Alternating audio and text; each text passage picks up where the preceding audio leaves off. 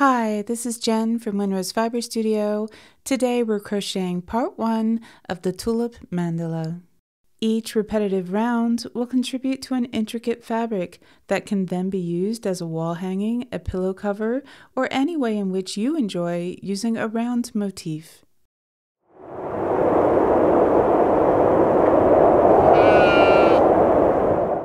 We'll be using 3 colors, and so you can see how they correspond to the sample. Where I have orange, I'll be using this green. Where I have pale pink, I'll be using a blue. And where I have magenta in the sample, I'll be using a pale pink. I'll be referring to these colors as color A, color B, and color C throughout the pattern. I'll include a link to the yarn I'm using and the names of the colors in the description below. These shapes in the magenta pink represent the tulips, which is why I call this the Tulip Mandala. So I have my 3 colors of medium weight yarn. I'm using a 5mm crochet hook. I have a pair of scissors, a yarn needle, and a few stitch markers handy. We'll begin our project with color A and a magic ring. Alternatively, you can chain 4, slip stitch into the first stitch to form a ring.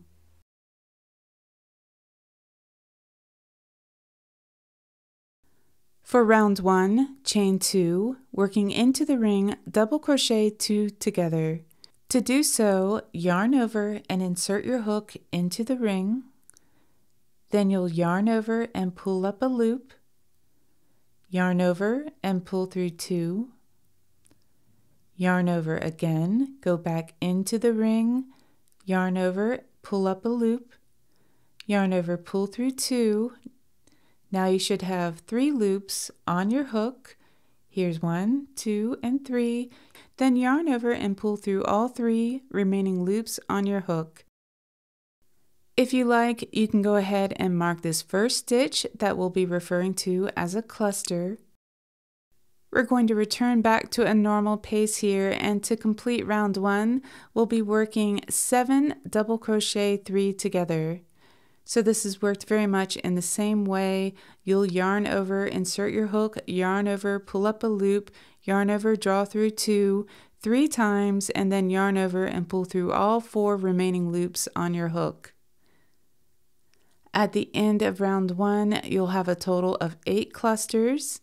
You'll close your magic ring and finish off with a slip stitch to your first cluster.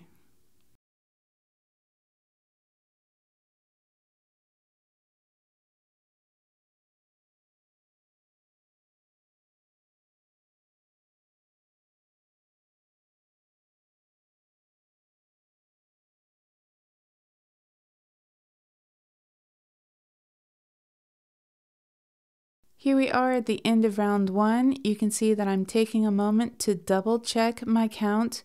You should have a total of 8 stitches here, or 8 clusters in round 1. And now we can go ahead and finish off this round.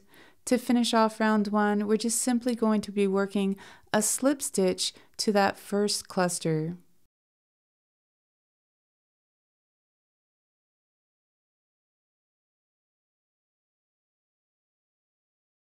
I'm going to go ahead and cut my yarn, pull that cut in through the final loop. Then you can close your magic ring and pull that beginning tail through to the other side.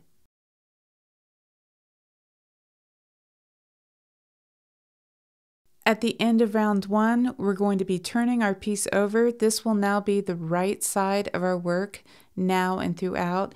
It's already looking cute like a little flower, and we're ready to move on to round 2. For round 2, we'll be using color B, and we're going to join with a single crochet at the top of any cluster. This basically means any stitch from round 1. To join with a single crochet, insert your hook, yarn over, pull up a loop, yarn over, pull through 2. Then we'll work another single crochet in that same stitch. And then our repeating pattern for round 2 is to work 2 single crochets in each cluster around. You'll have a total of 16 stitches at the end of round 2, and then we're going to finish with an invisible finish off, and we'll take a closer look at this finish in just a moment.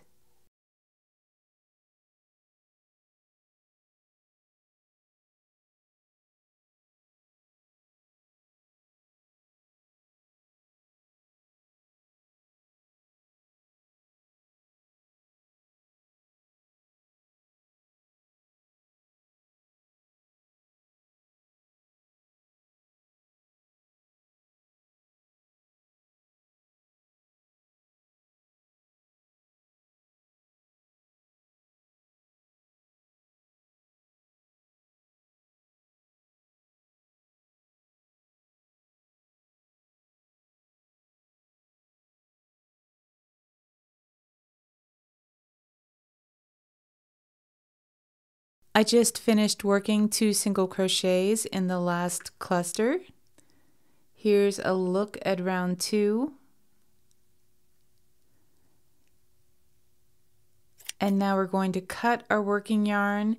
Just pull on your hook or on that last loop to pull the cut end of yarn right through, and then you can thread it onto your yarn needle. To work an invisible finish off, we're going to skip over the first stitch of the round, and we're going to work our needle under both threads of the next stitch. So we're skipping one and inserting our hook through the next stitch, and then we're going to work our needle back through our last stitch made. Go through the top of that stitch right between those top 2 threads, and we're also going to pick up this little thread right behind, and then we can pull that needle through. When we pull on this yarn, it will form what looks exactly like a stitch, and that's going to replace the stitch that we skipped in the following round. So our stitch count will still be the same. Our finishing stitch count for round 2 is still 16 stitches. You can also finish off this round or any round where I use an invisible finish off by simply slip stitching to the first stitch of the round and finishing off that way. I am going to be weaving in my loose ends as I go. Because this pattern is a bit involved, I would recommend not weaving in your ends right when you finish a round, but wait till you get a couple more rounds ahead just to make sure that you don't have any mistakes that you want to go back and correct before you weave in those loose ends. When I weave in my loose ends, I always do at least 3 passes back and forth with my needle. I like to make sure I'm working between the plies of the thread. This will very securely anchor in these loose threads, and you won't have to worry about your work coming apart.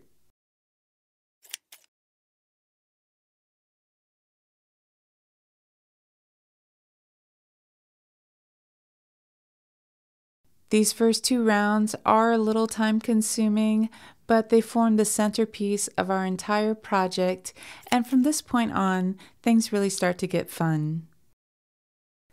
Here we are at round 3, which we'll be working with color C. We're going to join with a slip stitch in any single crochet that is directly above a cluster. So just look at one of the points of your cluster, line it up to that single crochet just above, and insert your hook into that stitch. Yarn over, pull up a loop, and pull that loop through the loop on your hook.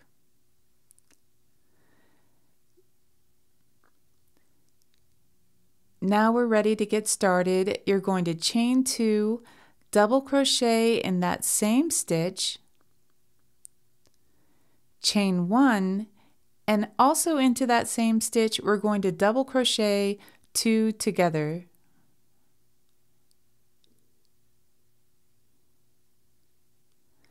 This is our first small tulip. Chain 1, skip the next stitch, and now we'll start our repeating pattern for the rest of round 3. You're going to double crochet 2 together, chain 1, and then double crochet 2 together again, all in the next stitch.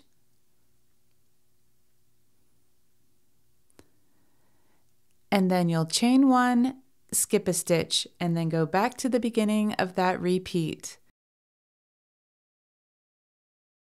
You'll do this repeat 7 times, and at the end of round 3, you'll have a total of 8 small tulip shapes.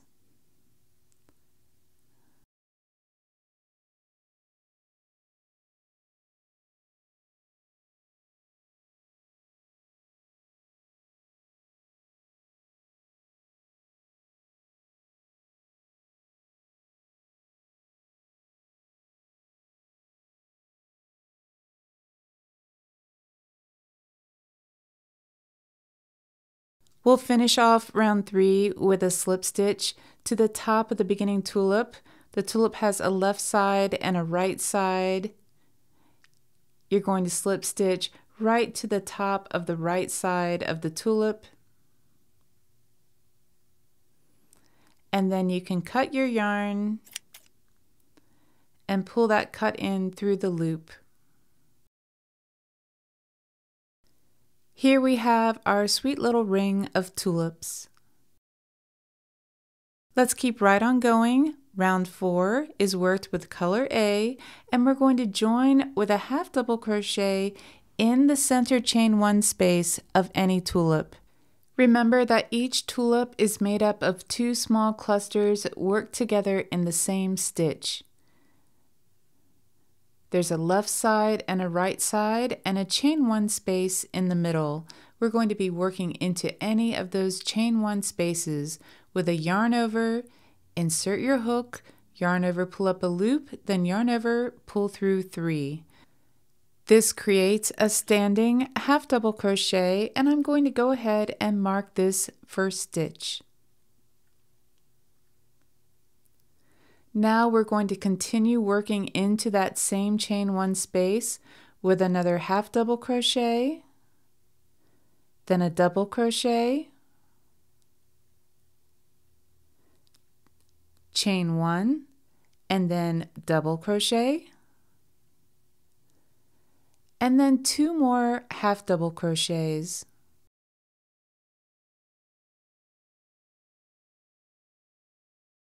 Let's have a quick look at the shape that we just created. In my imagination, this represents a leaf, but you could also think of it as a petal. To carry on with round 4, we're going to be working in front of round 3 into that unworked single crochet from round 2. Into this stitch, we're working a double crochet.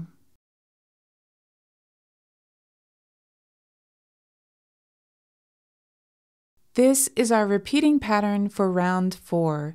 So into the next chain 1 space in the middle of the next tulip right here, we're going to work 2 half double crochets, a double crochet, chain 1, a double crochet, and 2 half double crochets. I'm going to let my fingers catch up with me here.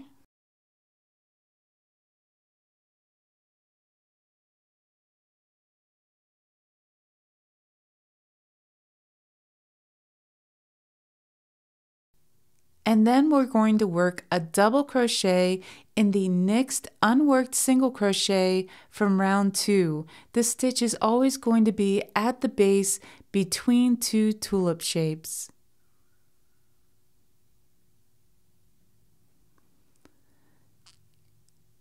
Now you're ready to go back to the beginning of that repeating pattern. You'll do this all the way around until you have a total of 8 shapes.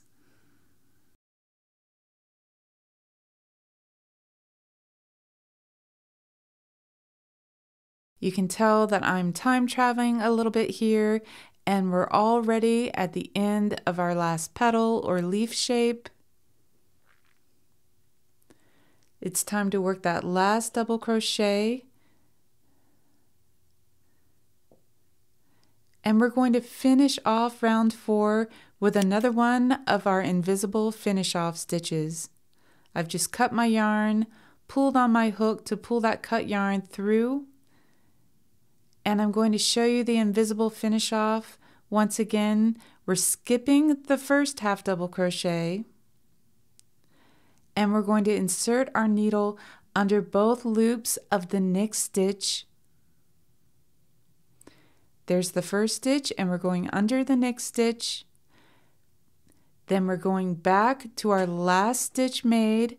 We're going through the top and picking up that thread in the back. And when we pull on our working thread just a little bit, it forms a stitch, which just creates such a nice, neat finish for our round.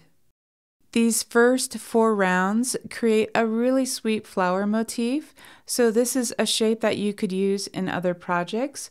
We are going to keep going and turn this into our Tulip Mandala, but you could also think of this as a bonus flower pattern. In round 5, we're going to be working with color B, and we're also going to be working behind round 4 and into round 3. We're going to join with a double crochet in any chain 1 space between the tulips. So let's go ahead and join our yarn to our hook. To join with a double crochet, we're going to yarn over and hold that yarn over in place.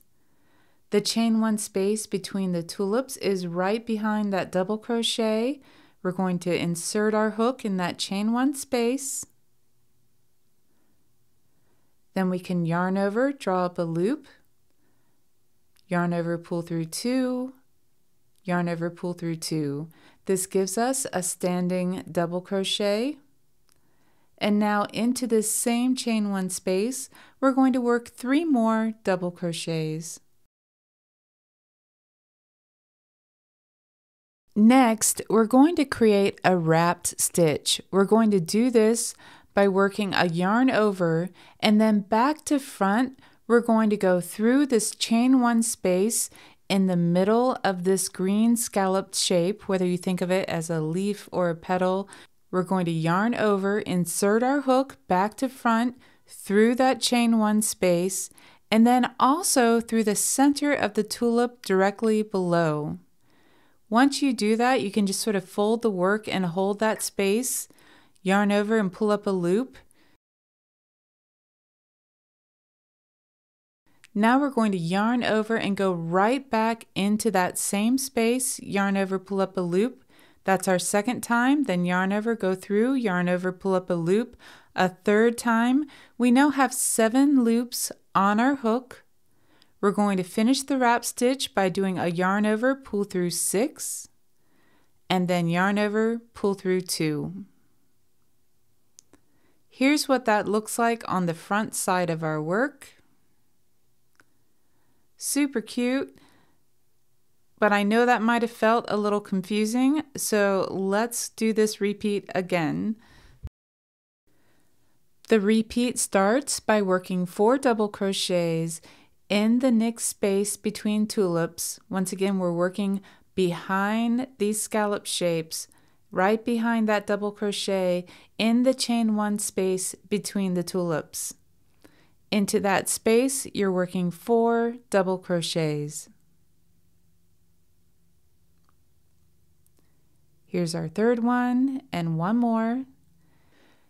Now it's time for our next wrap stitch. We're going back to front through that center chain 1 space and through the top of the tulip, through the chain 1 space in the tulip.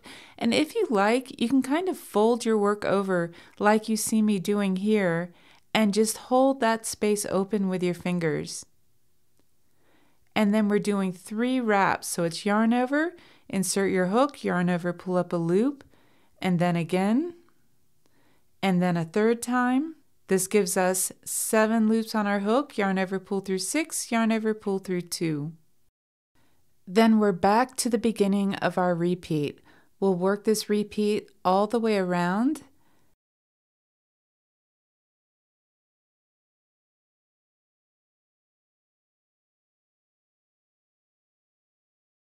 When you finish the last repeat, you're going to join with a slip stitch to the first double crochet, and this time do not finish off this color. I love those wrapped accent stitches, and now let's carry on with this color and into round 6. The first thing we're going to do is we're going to slip stitch into the next stitch. This will be the second double crochet in that group of 4. Next, we're going to work one more slip stitch between the second and third double crochets in this group of 4. Once we've done that, we can chain 1 and we're ready to really start this round. The theme for this round is going to be work loosely. We're just going to be working single crochets, and we'll start by working 2 single crochets in this same space, and I'm going to mark the first one of those. Then afterwards, we're going to skip the next 2 double crochets and work 2 single crochets in the top of the next wrapped stitch.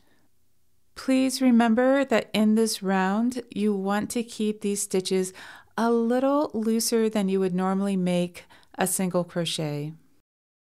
From this point on, the repeating pattern for round 6 is to skip the next 2 double crochets, work 2 single crochets between the second and third double crochet in the group of 4, skip the next 2 double crochets and work 2 single crochets in the top of the next wrap stitch. You'll repeat this pattern all the way around, and at the end of round 6, you will have a total of 32 single crochets.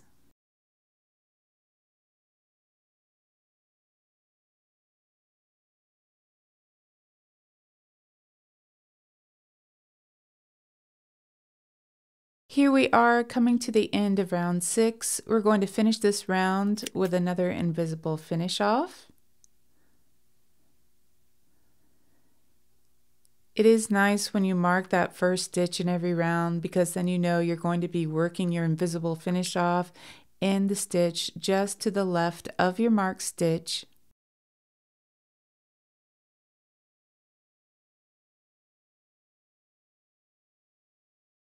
As I'm making this invisible finish off, I just want to talk about this round. So this round is meant to have a little bit of a curve to it. If you make your single crochets too tight, then the curve will be too much. It'll be too exaggerated, which could have an effect on the overall shape of your finished piece. So there should be a gentle curve to this round that then draws it up, and it sort of envelops those petal shapes or those leaf shapes. So here you can see the gentle curve of this round and how it's working right around those petal shapes and adding to our pretty flower motif. There is just one round left for part 1 of the Tulip Mandala project.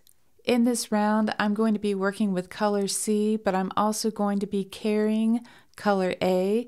This is optional. If you want to just work this entire round in color C, that's perfectly fine.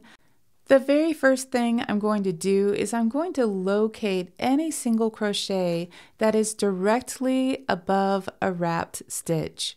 So you can see I'm even putting my crochet hook through that chain 1 space right above the wrap stitch to identify a single crochet right above that stitch. And I'm going to go ahead and pop a stitch marker in place there. Now we're going to count 3 stitches to the right of that stitch.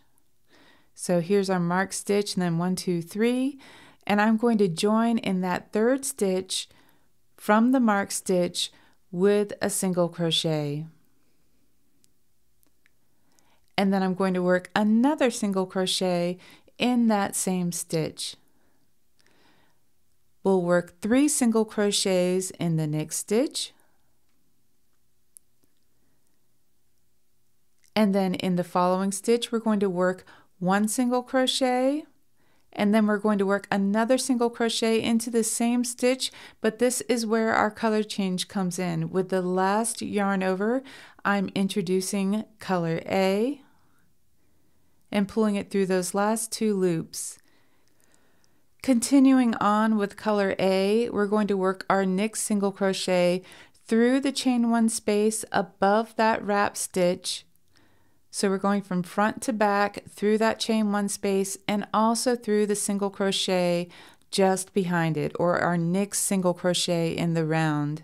I'm going to go ahead and take out my stitch marker, and then you can see that I'm going to insert my hook through this chain 1 space front to back, through the next single crochet, and I'm also going to make sure that the pink yarn or my yarn C is on top of my crochet hook as well, because I'm carrying that color with me. I yarn over, pull up a loop, I drop color A, and then yarn over, pull through 2 with color C.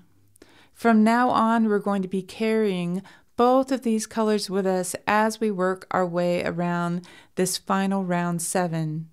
Here is our repeat for this round. With color C, you're going to work 2 single crochets in the next stitch. Make sure color A is on top of the work as well. So just watch as I insert my hook and I make sure it goes under the stitch and underneath the yarn that I'm carrying. Into the stitch I work 2 single crochets. Into the next stitch I'm working 3 single crochets. Into the next stitch I'm going to work 2 single crochets, but on the last of these 2 I'm going to drop color C, yarn over and pull through 2 with color A.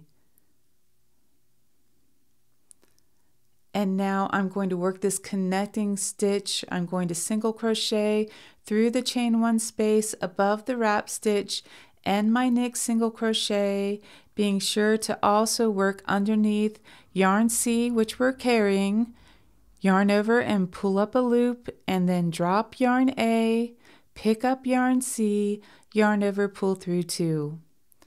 Continue this repeat all the way around, and I'll see you at the end of round 7.